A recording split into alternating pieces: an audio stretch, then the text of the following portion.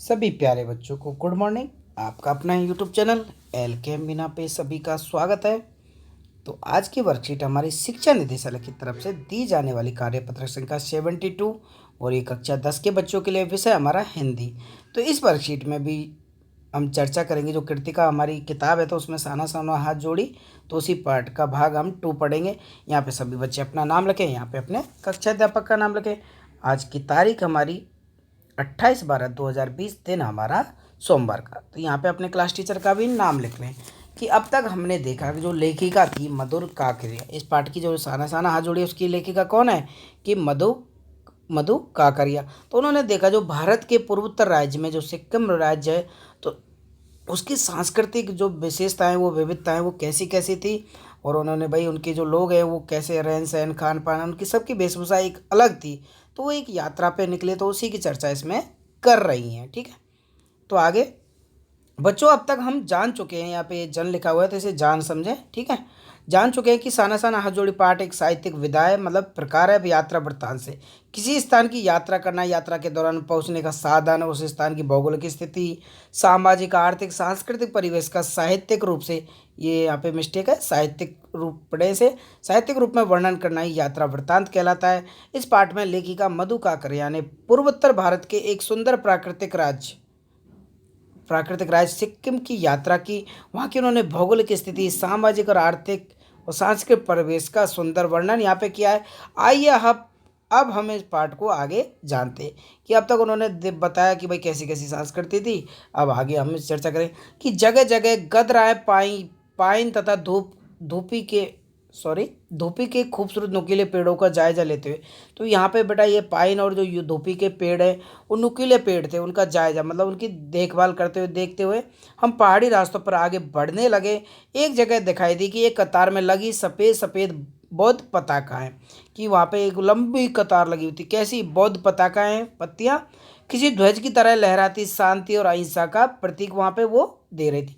कि वो प्रतीक जो पत्रिकाएँ थी सफ़ेद वाली, तो वो एक तरह से शांति और अहिंसा के पाठ हमें पढ़ा रही थी। ये पताकाएं जिन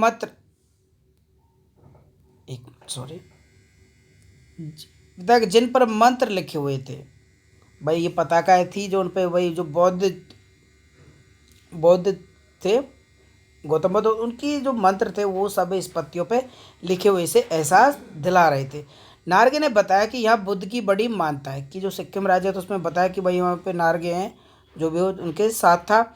जब भी किसी बुद्ध पिष्ट की मृत्यु होती है तो उनकी आत्मा की शांति के लिए शहर से दूर किसी पवित्र स्थान पर 108 श्वेत पत्रिकाएं फहरा दी जाती है। कि उनके साथ था तो उन्होंने बताया भाई किसी जब बुद्धिस्ट की मृत्यु होती है, जब बड़े आदमी की मृत्यु होती है, उसका क्या है, उसकी आत्मा की शांति के लिए दूर किसी पवित्र स्थान पर 108 पताकाएं, कितनी पताका 108 पताकाएं फहरा दी जाती हैं। नहीं उन्हें उतारा नहीं जाता और उन्हें उतारा भी नहीं जाता। ये धीरे धीरे अपने आप ही नष्ट हो जाती हैं। और मेरी नज़र उसकी जीप में लगी हुई दलाई लामा की तस्वीर पर टिकी हुई थी। जब लेखिका ने देखा कि भाई उसकी, जब भाई देख रही थी कि जो जीप चालक था तो उसकी भाई जो जीप की स्क्रीन थी तो उस पर क्या दलाई लामा की तस्वीर भी टिकी हुई थी। कई दुकानों पर मैंने दलाई लामा की ऐसी तस्वीर देखी जा सकती है।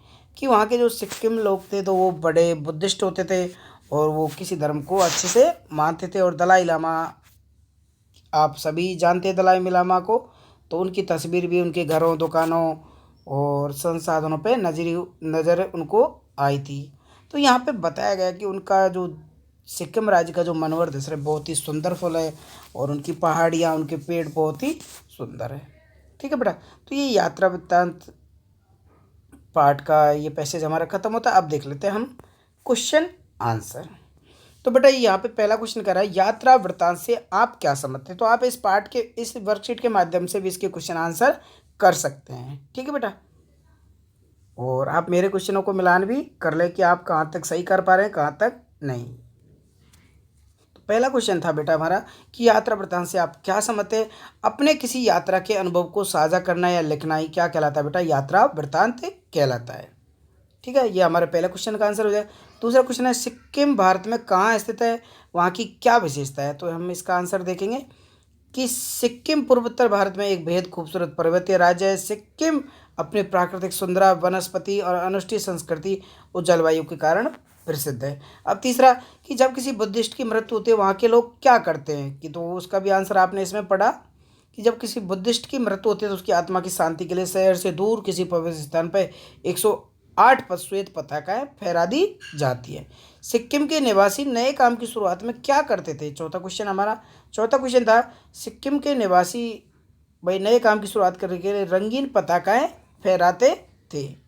लेखिका ने वहाँ की दुकानों पर क्या देखा? वहाँ की दुकानों पर देखा कि दलाई लामा की तस्वीर भी उन्होंने देखी थी। वही दलाई लामा को वो बहुत लोग मानते थे। तो इस तरह आप इस पाँचों क्वेश्चनों के आंसर को अपनी कॉपी में करेंगे और अपने टीचर से चेक करवाएंगे। ओके बेटा, और इस वीडियो को लाइक और मेरे चैनल को सब्सक्राइब जरूर करें। Thank you, bye bye, take care.